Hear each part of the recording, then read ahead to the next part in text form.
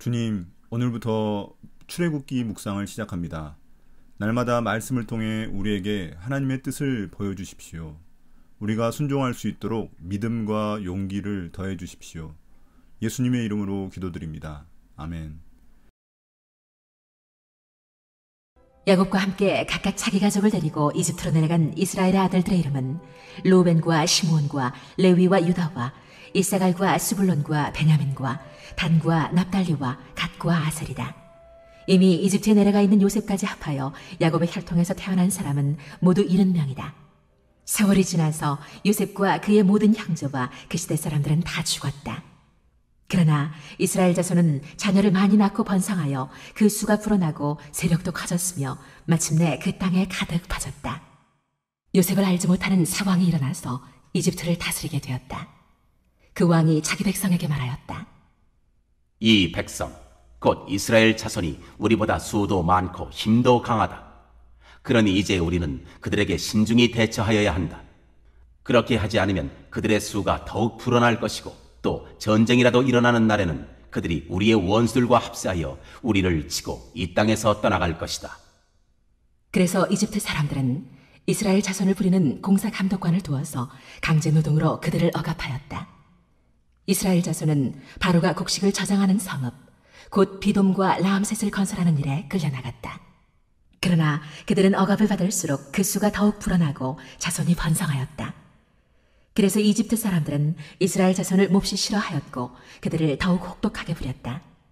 이집트 사람들이 흙을 이겨 벽돌을 만드는 일이나 밭일과 같은 온갖 고된 일로 이스라엘 자손을 괴롭힘으로 그들의 일은 매우 힘들었다. 한편 이집트 왕은 시브라와 부하라고 하는 히브리 산파들에게 이렇게 말하였다.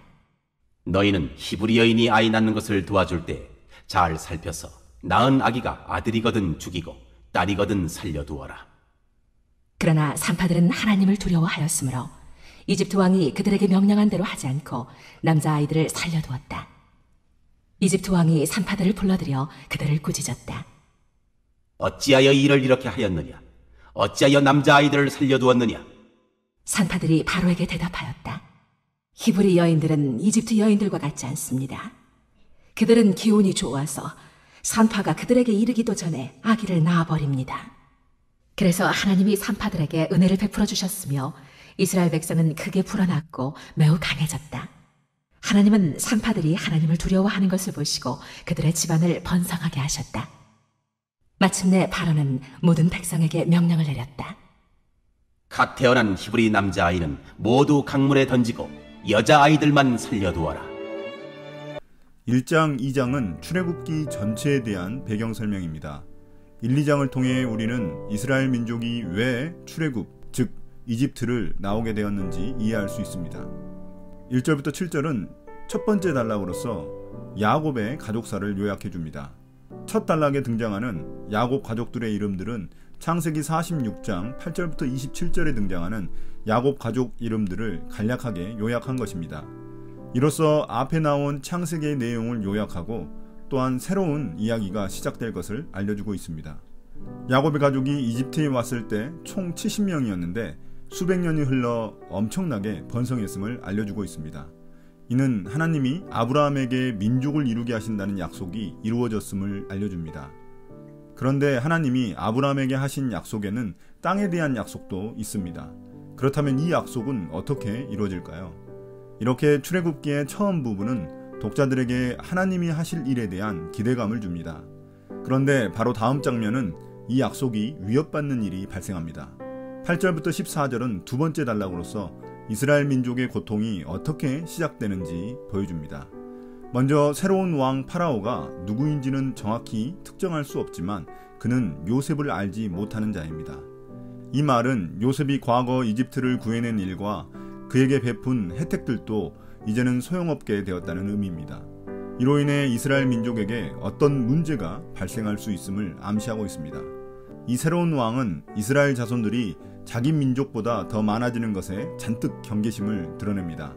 혹시 전쟁이 나면 이스라엘 민족이 적대국과 합세하여 자신들을 배신할 수 있다고 두려워합니다. 그래서 생각해낸 방법이 그들을 강제 노동을 시키고 억압하는 것이었습니다. 나라의 곡식을 저장하는 성읍인 비돔과 라암셋 건축공사에 이스라엘 민족들을 동원시켰습니다. 그들은 이런 억압 정책이 그들에게 자녀를 더 낳고 싶지 않은 마음을 줄 것이라고 여겼습니다. 이집트 왕은 노동의 시간과 강도가 높아질수록 이스라엘 사람들의 성욕이 떨어지고 수면욕이 늘어날 것이라고 예상했던 것입니다. 그러나 이스라엘 백성들은 이런 억압 정책이 강해질수록 더욱 아이를 낳고 번성하였습니다. 도대체 어떻게 된 일일까요? 이 일에는 합리적인 판단이 아닌 신앙적인 판단이 필요합니다. 다시 말해서 이 일이 이렇게 된 것은 이스라엘 민족의 인간적인 노력 때문이 아니라 하나님의 계획 때문입니다. 왜냐하면 이 일은 결론적으로 따지면 이집트에서 이스라엘 민족이 떠나야만 하는 이유를 만들어줬기 때문입니다. 이집트 왕은 억압해도 자꾸 인구가 늘어나자 이제 그들을 싫어하고 더 혹독하게 괴롭혔습니다. 이스라엘 민족에게 벽돌을 만드는 일이나 밭일 같은 중노동을 시켜 그들을 매우 힘들게 만들었습니다. 현대에도 자국의 이익을 위해 이민자들을 억압하는 일은 여전히 여러 나라에서 일어나고 있습니다.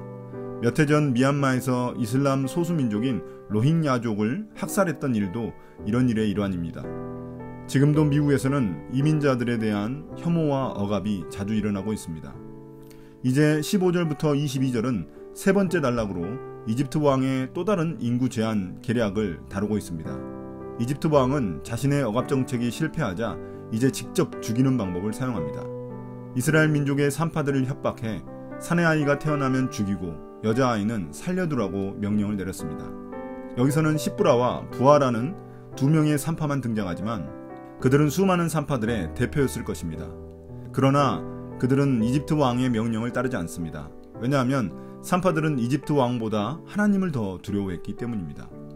이에 산파들은 이집트 왕의 명령을 거부하기 위해 교묘한 변명을 합니다. 히브리 여인들이 너무 기운이 좋아 자신들이 도착하기도 전에 아이를 낳아버린다고 말합니다. 여기서 주목할 점은 산파들의 믿음입니다. 산파들은 이집트 왕의 명령을 따르지 않을 때 자신들의 목숨이 위험해질 텐데도 용기 있는 결단을 합니다. 이런 산파들의 도움으로 이스라엘 백성들은 더욱 크게 불어났고 강해졌습니다. 하나님은 믿음의 결단을 한 산파들에게도 은혜를 베푸셔서 그들의 집안이 번성하게 하셨습니다. 수차례 자신의 계획이 실패하자 이집트 왕은 더욱 화가 납니다. 그래서 모든 백성들에게 명령을 내려 갓 태어난 남자아이를 모두 강물에 던져 죽이고 여자아이만 살려두라고 말합니다. 또다시 이스라엘 민족에게는 위기가 닥친 것입니다. 또한 하나님의 약속에도 위기가 닥친 것입니다. 하나님은 또다시 닥친 이 위기를 어떠한 방법으로 다시 풀어내실까요?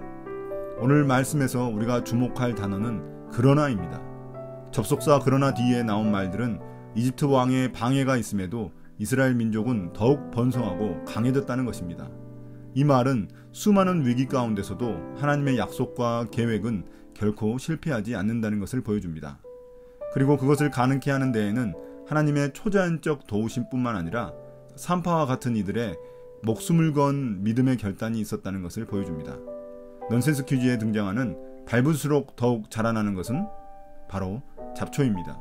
잡초는 강인한 생명력을 가지고 있게 가능한 것입니다. 하나님 나라의 백성인 우리들도 하나님이 주시는 강인한 생명력이 숨겨져 있습니다. 두려움을 주는 세상과 사람을 우리가 이겨낼 수 있는 방법이 무엇일까요? 그것은 오늘 말씀의 산파들처럼 그들보다 하나님을 더 두려워하는 것입니다. 하나님의 뜻과 계획을 더 신뢰하는 것입니다. 그렇다면 오늘 우리에게 필요한 것은 내가 과연 하나님의 계획과 뜻 가운데 있는지 살피는 것 뿐입니다. 오늘 묵상을 마치겠습니다. 감사합니다. 주님, 그 힘센 이집트 왕도 하나님의 약속과 계획을 꺾지 못했습니다. 날마다 우리가 그러한 하나님의 약속과 계획 가운데 있는지 말씀 묵상을 통해 살피게 해 주십시오. 오늘 새롭게 시작한 출애굽기 묵상을 통해 나를 향한 하나님의 뜻과 계획을 발견하게 해 주십시오. 예수님의 이름으로 기도드립니다. 아멘. 1분 중보기도 시간입니다. 미얀마 사람들을 위해 기도합니다. 그들에게 하나님의 위로와 용기를 더해 주십시오. 하루빨리 하나님의 공의와 정의가 그 땅 위에 세워지게 도와주십시오. 예수님의 이름으로 기도드립니다. 아멘.